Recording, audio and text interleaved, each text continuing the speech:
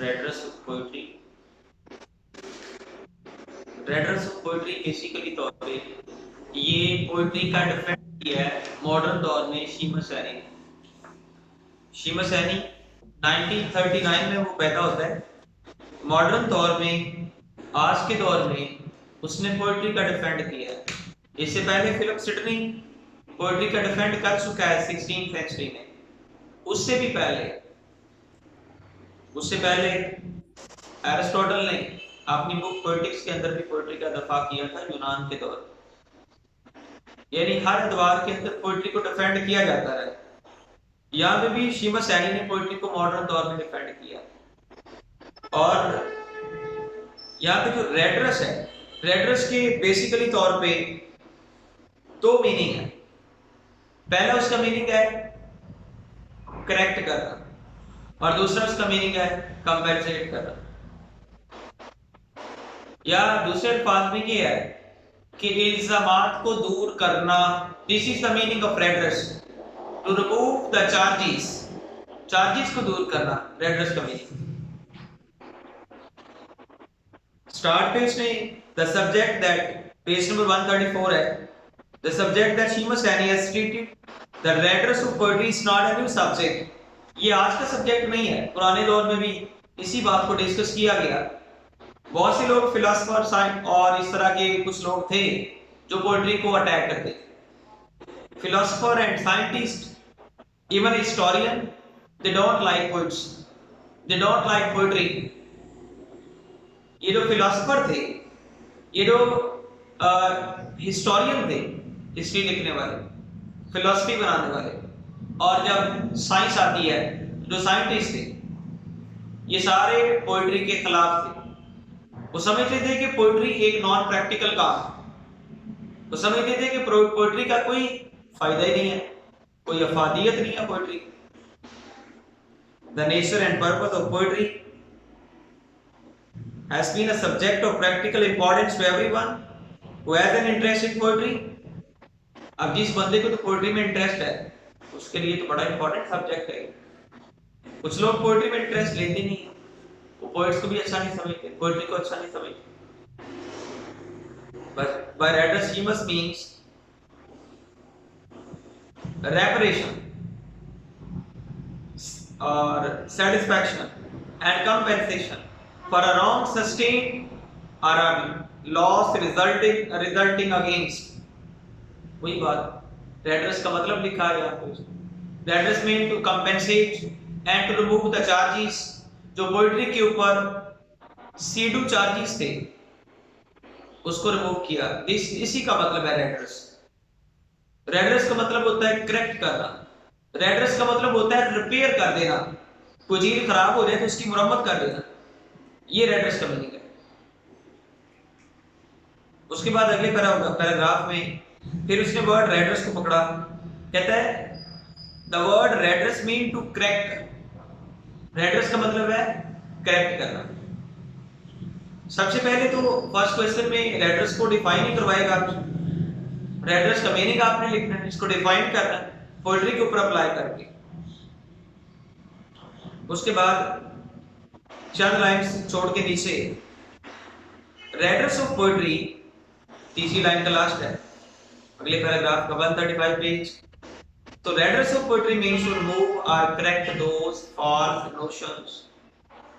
रेडरस का मतलब है वो गलत नजरियात, ख्यालात को रिमूव कर देना या उसको करेक्ट कर देना। लाइन टू लाइन उसका मीनिंग लिखा हुआ। रेडरस का मतलब होता है to remove or correct those false notions that have been created in the mind। जो माइंड में पैदा होते हैं, दिमाग में पैदा होने वाली हर खलिश, हर मिसअंडरस्टैंडिंग, उसको रिमूव करना, इसको कहते हैं रेडरस। उसके बाद नीचे वाले पैराग्राफ में there have been a lot of discussion whether poets and poetry are of any use in the complexities and miseries of life or not। बड़ी बहस हो चुकी है कि दुनिया के दुखों में, दुनिया की मुसीबतों में पोएट्री का क्या रोल है। देखिए, सब मानते हैं कि पोएट्री जो है वो एक इमेजिनेटिव आर्ट, ये लावा ऑफ इमेजिनेशन है। विलियम वर्ड्सवर्थ के accordingly it's a spontaneous overflow of powerful feeling which takes its origin from emotions precollected into tranquility. ये विलियम वर्ड्सवर्थ की डेफिनेशन। इसका मतलब ये है कि पोएट्री जो है ऑटोमेटिकली आपके दिलो दिमाग और फीलिंग्स और इमोशंस के अंदर एक ऑटोमेटिकली स्पॉन्टेनियस ओवरफ्लो पैदा हो जाता है फीलिंग का, फिर आप उसको लिखते हैं। ये एक इमेजिनेटिव आर्ट सब मानते हैं। अब देखिए जरा इमेजिनेशन का रोल क्या है आपकी जिंदगी में। क्या इमेजिनेशन को निकाल के, थिंकिंग को निकाल के, आइडियलिज्म को निकाल के आपकी दुनिया कैसी होगी? Like a machine. If there is no excitement into your life, just check your life, where you are standing, what's your status. If there is no excitement into your life, all time you are serious enough, sad enough, and facing different miseries of life. All time, no excitement, no refreshment, no imaginative excitement. Where we need food, there we also need mental excitement, mental refreshment. जैसे में वो चाहिए खाना पीना, इसी तरह में कुछ क्रिटिक्स ने तो पोएट्री को रूह की ग़िज़ा बोला है। जो पोएट्री के बहुत ल्यूनेटिक लवर है वो तो इसको बोलते हैं कि ये रूह की ग़िज़ा है। ये जो विलियम वर्ड्सवर्थ है उसने तो पोएट्री को गॉड कह दिया, गॉडेस कह दिया, हीलर कह दिया, मदर कह दिया, गार्डियन कह दिया। उसने तो पोएट्री को सब कुछ को कह दिया जो डिविनिटी के पास, जो अल्लाह है, वो खुदा उसने कहा, फ्रेंड कहा, हीलर कहा। उसने तो पोएट्री को सब कुछ ओढ़ना बिछौना बना दिया। चले वो हम कहते हैं कि चले ऊपर है, लेकिन इस प्रैक्टिकल लाइफ में आप पोएट्री को देखें। उसने लिखा some are of the view that the poets are worthless people. कुछ कहते हैं कि पोएट बेकार लोग हैं। And some consider them an essential need of life. कुछ समझते हैं कि जिंदगी की बुनियादी जरूरत है ये। However, Heaney is a defender of poetry. ताहम Heaney ने पोएट्री को डिफेंड किया and he gives some lively ideas to prove his viewpoint. उसने कुछ लाइव आइडियाज पेश किए अपने पॉइंट ऑफ व्यू को साबित करने के लिए and he has been quite successful in defending poetry. और कामयाब रहा वो पोएट्री को डिफेंड करने में। सबसे पहले जो यहाँ पे लिखा हुआ है, सबसे पहले पोएट्री के ऊपर जो चार्ज लगाया गया पोएट्स के ऊपर, उन्होंने कहा कि poets are the idle people of the society. नकम्मे लोग होते हैं माशरे के। ये था चार्ज पोएट्स के ऊपर, क्योंकि कोई काम नहीं करते, सिर्फ ये पोएट्री को लिखना पढ़ना। इसमें क्या कोई काम है? इसमें आप अपने बच्चों को खाना दे रहे हैं, आप कुछ बना रहे हैं, किसी का फायदा कर रहे हैं आप। ये चार्ज है पोएट्री को। देखिए जरा, they are generally considered to be worthless, to demand a utilitarian and pragmatic approach from poetry has been as old as Plato. Poetry इतनी पुरानी है जितनी प्लेटो से भी पहले पोएट्री थी। प्लेटो ने तो पोएट्स और पोएट्री को बैन करवा दिया था। यहाँ पे लिखा हुआ है Plato had banished the poets from his republic. अपनी रियासत से उसने बैन करवा दिया था। उसने कहा ये लानती लोग, तो पोएट, इनको कत्ल कर दो, फांसी लगा दो, मार दो, जला वतन कर दो। इन्होंने नौजवान नस्ल को भटका दिया, इन्होंने नौजवान नस्ल को पटरी से उतार दिया। ये बनते हैं लवर, ये बनते हैं लुनेटिक, ये बनते हैं इसी तरह के मुआशरे चलाते, ये बन जाते हैं इमोशनल, ये बन जाते हैं सेक्सुअल। ऑल दैट ये attacks poetry in such a way. इस तरीके से पोएट्री को अटैक करता है। But ironically this argument was that poetry took us away from the idea. ये प्लेटो ने कहा था कि पोएट्री हमें हकीकत से दूर ले जाती, हकीकत से दूर लेके जाती। और while poetry is in fact the word of ideal, जो पोएट्री है वो तो आइडियल वर्ड है। अब आइडियल का मीनिंग आप जरा अपने दिमाग में सोचें कि अब हम किसी को कहते हैं फलां मेरा आइडियल है, इट मीन्स कि मेरी वो बड़ी आइडियल पर्सनैलिटी है, मैं वैसा बनना चाहता हूँ, ऐसे को पसंद करता हूँ। तो हम आइडियल का मीनिंग इस आधार से देखें। इसके बाद इसको फिर डिफेंड किया, एरिस्टोटल ने डिफेंड किया, तो उसने कहा दुनिया की हर चीज़ आइडिया से स्टार्ट होती है। आपने मोबाइल बनाना है, पहले आइडिया आएगा माइंड में, फिर आप मोबाइल बनाएंगे। आपने घर बनाना है तो पहले नक्शा बनाते हैं, नक्शा एक आइडिया के नाम, ठीक है। आप किसी पार्क को काट छांट के साफ सुथरा करके उसको खूबसूरत करते हैं तो पहले एक आइडिया होता है माइंड में। जिस बंदे के माइंड से आइडिया निकल गया वो बंदा कोई काम नहीं कर सकता, उसके माइंड का स्टैंडर्ड ही खत्म हो जाएगा कि मैंने फलां चीज को कैसे खूबसूरत बनाना है। एक जो पेंटर होता है जब एक तस्वीर बनाता है तो उसके माइंड में पहले एक आइडिया आता है, और अगर आइडिया नहीं होगा तो वो लाइनें कैसे ड्रा करेगा। तो जो लाइंस को ड्रा करना, पेंसिल चलाना, वो है पेशरफ, उसको कहते हैं एक्शन, उसको कहते हैं। एक जो मामार होता है वो आइडिया लेगा कि मैंने ऐसा कमरा बनाना है, वो ईंटें लगाएगा, और उसी तरह की वो उसी अपने आइडिया को फॉलो करता हुआ वो उसकी तामीर करेगा। मतलब ये हुआ कि कंक्रीट वर्ड बनी कैसे, आइडिया के थ्रू। कंक्रीट वर्ड ये है जो हमें नजर आ रही है, यानी कि दुनिया में हर चीज की क्रिएशन एक आइडिया से हुई है। तो आइडिया का वर्ड प्लेटो ने पोएट्री को तो अटैक किया, तो आगे पोएट्री की जो डिफेंडर है जिसमें एरिस्टोटल भी है, जिसमें ये शीमा सैनी भी, उसी के आइडिया को लेके सबसे बेस्ट बुनियादी तौर पे जिसने पोएट्री को डिफेंड किया वो एरिस्टोटल। उसी के आइडियाज को फिलिप सिडनी ने भी लिया, और उसने भी उसी के आइडिया, उसी के कंधे पे गोली चलाई। और इसमें भी उसी तरह उसने कहा कि आइडिया को इस कदर आप अटैक ना करें, आइडिया इस कदर नेगेटिव नहीं होता, आइडिया जो है वो इम्प्रैक्टिकल नहीं होता, वो प्रैक्टिकल दुनिया की तरफ पहला कदम होता है। अगर आइडिया को दुनिया से निकाल दें, अल्लाह ने भी पहला अपना आइडिया शेयर किया था कि मैंने एक मखलूक बनानी अपना नायब फरिश्तों के साथ, तो भी तो पहले ये दुनिया सारी एक आइडिया की क्रिएशन है। इसके अलावा इस दुनिया में बाकी तो सब क्रिएशन है, यानी अल्लाह ने इंसान को बनाया, और इंसान आगे से जो चीजें बना रहा है वो इनडायरेक्टली तो अल्लाह की है, लेकिन by the medium of man, chair and table and all that, this is through medium of man, इंसान के जरिए गॉड हैज क्रिएटेड, अल्लाह ने पैदा किया, ठीक है। अब ये है कि अगर हम पीछे देखें तो पीछे पड़ा हुआ है आइडिया। इंसान एक एक छोटी छोटा खिलौना भी बनाता है ना, ये भी बनाएगा तो पीछे एक idea. Ideal word is the first step for the word of action, for the word of concretion, concrete word की तरफ पहला स्टेप है। एक बात, उसके बाद Plato conceive this world as a world of illusions. Plato कहता है कि दुनिया धोखा है। उसके बाद this is not the real world, ये प्लेटो का सेक है।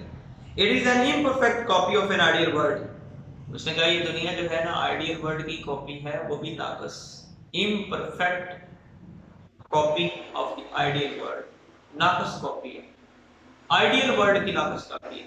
यानी उसने कहा ये कॉपी है, कॉपी और असल में बड़ा फर्क होता है। तो अब बात असल में ये है कि अगर ये दुनिया एक कॉपी है और इस वर्ड को लेके आप दुनिया को अटैक कर रहे हो, तो फिर हर चीज ही तो कॉपी है, असल तो सिर्फ अल्लाह ही है, बाकी अल्लाह के बाद हर चीज जो है वो कॉपी है। फिर कुछ क्रिटिक्स ने जाके बात की कि ये क्या कि हर बात को अल्लाह के साथ मिला लेते हैं, आइडिया तो हुआ तो अल्लाह के साथ आइडिया मिला दिया। तो फिर टीएस एलियट एक और क्रिटिक आया, उसने कहा कि अल्लाह भी क्रिएटर है, बंदा भी क्रिएटर है, अल्लाह भी मेकर है, बंदा भी मेकर है, लेकिन फर्क ये है God is the creator of the creators, God is the maker of the makers. और अल्लाह के आइडिया में परफेक्शन है, हमारे आइडिया नाकस है। अल्लाह तो क्रिएटर ऑफ क्रिएटर है, जैसे इज़मैंडियस के अंदर इज़मैंडियस ने कहा था I am the king of the kings, God is the creator of the creators. ये क्या यहाँ पे पता लिखता है जी made by China, actual made by Allah होती है हर चीज, लेकिन ये जो दुनियावी मेडिंग है वो है सब क्रिएशन। इसको अगर आप मेड वो मेकर लें कि किसने मैन्युफैक्चरर कौन है, बनाने वाला कौन है, तो अगर आप इस चीज को लें तो ये जो दुनिया के मैन्युफैक्चरर्स हैं, मेकर्स हैं, और चाहे शायर है, चाहे कोई पेंटर है, चाहे कोई और मैन्युफैक्चरर है, कोई भी, वो वर्डली मेकर है। गॉड का और उस मेकर का फर्क ये है, God is the maker of the makers. Idea and origin starts from Allah almighty. Allah perfect है, अल्लाह का आइडिया भी परफेक्ट है, अल्लाह की क्रिएशन भी परफेक्ट है, लेकिन अगली क्रिएशन जो by means of people create हो रही है ना, वो नाकस है। और मैं आपको एक बात बताऊं, अभी कल ही मैं एक फिलॉसफी पढ़ा रहा था कि आइडिया में अल्लाह बसता है, ये एक फिलॉसफी है। इसमें मैं ये नहीं कह रहा कि मेरा ईमान यकीन, हाँ एक चीज है। वहां पे एक राइटर ने लिखा, idea is created by Allah, sometime idea comes from Allah Almighty, and sometime जो बुरे आइडियाज होते हैं वो तो नहीं, फिर अल्लाह की तरफ से बुरे ideas, satanistic ideas come from evil forces, वो शैतान की तरफ से भी आते हैं। Ideas also come from Allah almighty. तो अब जो आइडिया है, इंसान के आइडिया के अंदर क्योंकि मिलावट होती है, और एक तो अल्लाह ने इसको पैदा किया, और ये इसकी आइडिया, इसके आइडियाज के अंदर अगर परफेक्शन हो जाए तो फिर अल्लाह का और बंदे का फर्क क्या रहेगा? परफेक्ट तो कोई भी नहीं, ये तो खुदा का पुतला है। ये इस तरह कॉपी के वर्ड को लेके पोइट्री को अटैक किया प्लेटो ने, और सब जो मॉडर्न इस वक्त के साइंटिस्ट हैं, फिलोसोफर हैं, वो भी ये कहते हैं, लो जी पोइट, ड्रामाटिस्ट और प्रोज राइटर, ये लिटरेचर पढ़ने वाले, ये सारे ख्याली लोग होते हैं। लेकिन अगर ये सारे इमेजिनेटिव लोग होते हैं तो घरों में जाके शाम को जाके सारे अपने कमर में वेले होके मौसीकी क्यों सुनते हैं, मौसीकी क्यों पढ़ते हैं? चले अगर सारी मौसीकी गलत है तो फिर इकबाल की पोइट्री बड़े बड़े दानिश्वर क्यों पढ़ते हैं? फिर बुल्ले शाह के कलाम मसारत के अंदर मिंबरों पे लोग क्यों कोड करते हैं?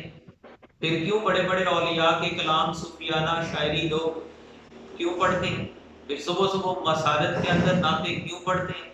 ये जो नाते हैं, ये जो हमदे हैं, ये जो सूफियाना कलाम है, जो इकबाल की पोइट्री है, जो ये फिलोसफी है, ये सारी बेफिजूली है। पोइट्री के अंदर उसने कहा कि एक्शन ही कोई नहीं है। क्यों एक्शन नहीं है? पोइट्री, इकबाल की पोइट्री ने सोई हुई कौम को जगाया, तो वो जगाने वाला एक्शन नहीं है। पढ़ने के बाद कई कई बड़े लोग पोइट्री पढ़ के रास्ते पे आ जाते हैं कि सारी पोइट्री गुमराही करती है। पोइट्री को जब क्लासिफाई करेंगे तो पोइट्री के ऊपर वो जो एक मुआशिकाना आशिकी वाली पोइट्री है, बस उसी को लेके उन क्रिटिक और फिलोसोफर और बाकी सब ने अपने मौकफ को आम लोगों के अंदर साबित कर दिया कि पोइट्री सारी गुमराह करती है। वो भूल ही जाती है कि ये मसाजिद के मिंबरों के ऊपर भी पढ़ी जाती है, ये हमदों की शक्ल में भी होती है, ये नातों की शक्ल में भी होती है, ये सूफियाना कलाम की शक्ल में भी होती है, वो सारा भूल जाती है।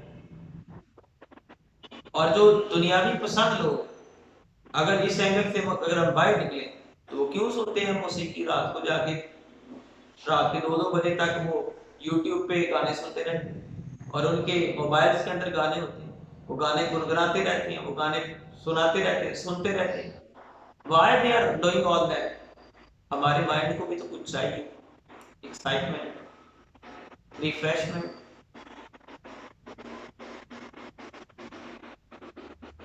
बहरहाल मैं उसको डिफेंड कर रहा, हमारे माइंड को कुछ चाहिए, इसे मुराद मैंने ये लिया कि ये एक ऐसा मीडियम है पोइट्री कि जिसके अंदर एक एक्साइटमेंट है।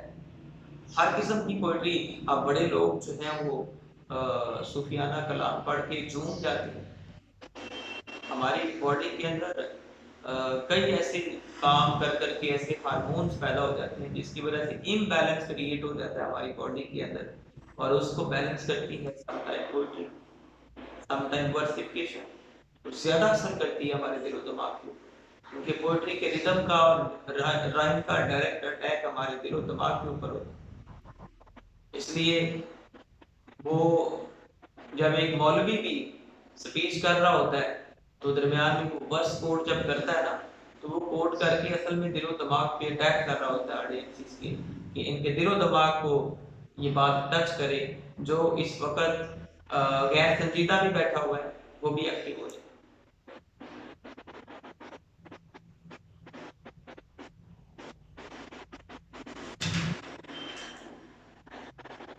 Life raises questions and poetry gives their answers. Line page number 138 पे पहला पैराग्राफ है, जिंदगी सवाल पैदा करती है और पोएट्री उसके जवाब देती है। अब कहते हैं कि पोएट्री जो है इसके अंदर कोई ऐसा सवाल जवाब है ही नहीं। देखिए जरा, कीनी आ डिटेक्टिव पोएट, डिटेक्टिव पोएट वो होता है जो सबक देता है, पोएट्री हमें सबक देती है। देखिए कैसे सबक देती है।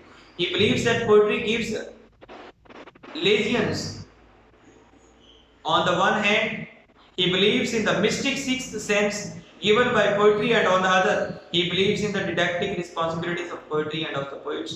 This approach of Heaney is blend of romantic and classical.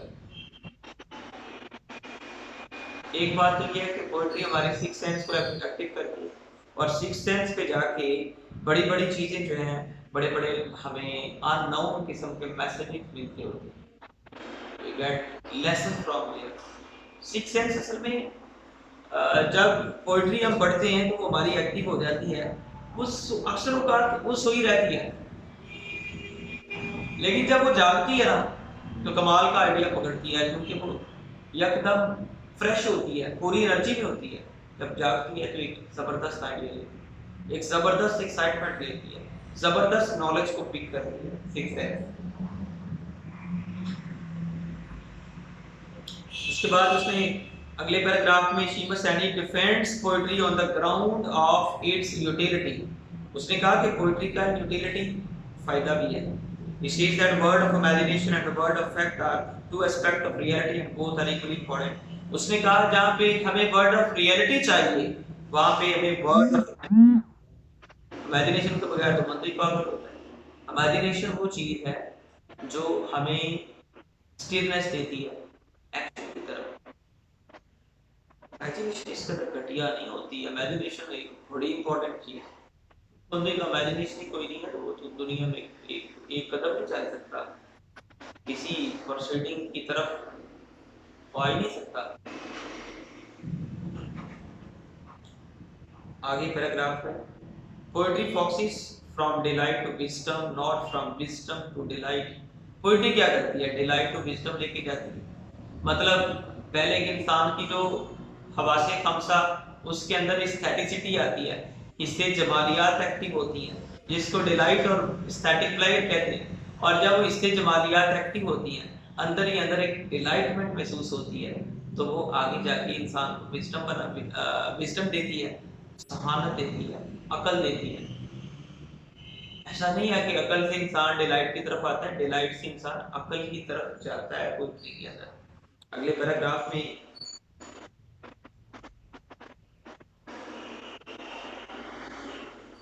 Life create anxieties, poetry tries to relieve them.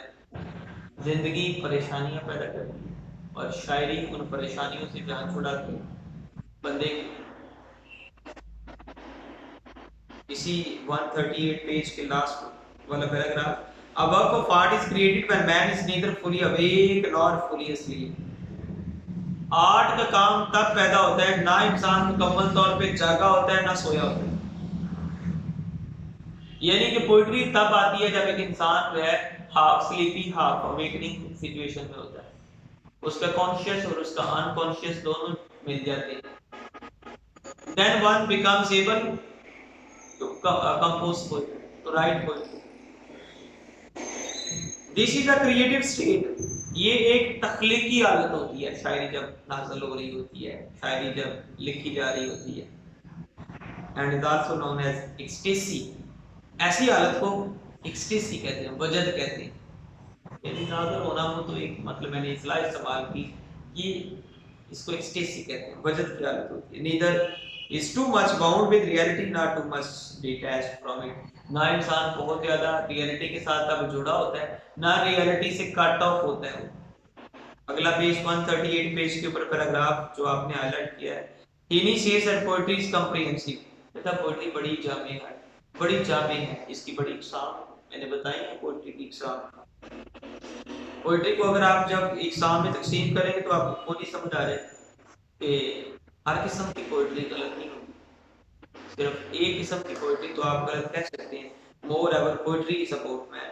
अगली बात यह है कि पोइट्री तो इंसान के बारे में है, यानी कि अगर आप कहते हैं कि कोई इसका फायदा नहीं है, ये तो इंसान के बारे में है।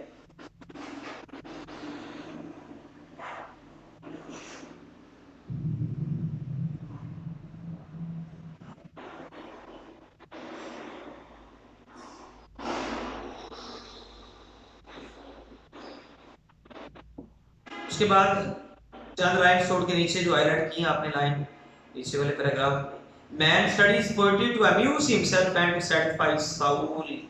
इंसान अपने आप को खुश करने के लिए पोएट्री स्टडी करता है और अपनी रूह को सेटिस्फाई करने के लिए, टू सैटिस्फाई सोल।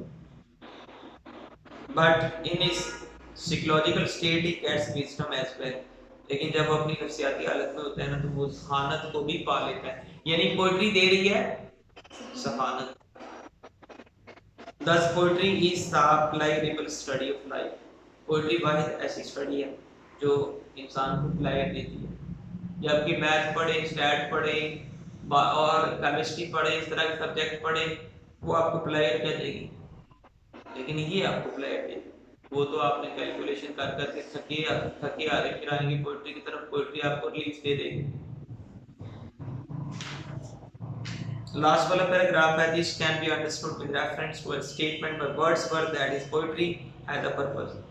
वर्ड्सवर्थ ने कहा poetry has a purpose, poetry का एक मकसद है। It is not meaningless activity, ये मीनिंगलेस नहीं है, but this purpose is not imposed on poetry. ये जो मकसद है इसको पोएट्री पे आप अप्लाई नहीं कर सकते। Since Wordsworth lives a purposeful life, therefore whatever he does has a purpose in it. Wordsworth romantic poetry का बानी है, फाउंडर है, उसकी जिंदगी भी बामकसद है और सारी जिंदगी उसने पोएट्री की है, लिहाजा पोएट्री भी बामकसद है। अगर ऐसे बंदे की जिंदगी बामकसद है तो उस बंदे ने जिंदगी में काम ही ये किया पोएट्री का, तो उसकी पोएट्री कैसे बेमकसद हो सकती है। He believes that readiness of poetry is inherent in poetry. Readiness emerges from poetry as purpose, emerges from heart of Wordsworth and informs his poetry. बहरहाल रेडरस और पोएट्री दोनों आपस में, पोएट्री का काम ही है रेडरस करना, यानी आपको करेक्ट करना। पोएट्री का काम है आपकी गलतफहमी को रेडरस करना, दूर करना, गलतफहमी को दूर करना, आपके नुकसान की तलाफी करना, ये है रेडरस का मतलब। यानी अगर आपके अंदर दुनिया की रियलिटी को काम कर कर के बोरियत और मोनोटनी आ चुकी है तो उसको वो खत्म कर, कंपेंसेट कर देगी, नुकसान पूरा कर देगी, आपकी रूह को सुकून दे देगी, आपको पैसिफाई कर देगी, आपको नॉलेज भी देती है ये, और इसके अंदर एक्शन भी है, फंक्शन भी है, नॉलेज भी है, इसके अंदर मूवमेंट भी है, इसके अंदर आइडियल और इमेजिनेशन जो है, आइडिया और इमेजिनेशन ये बुनियादें हैं दुनिया में हर कंक्रीशन की। ये है कंप्लीट सवाल।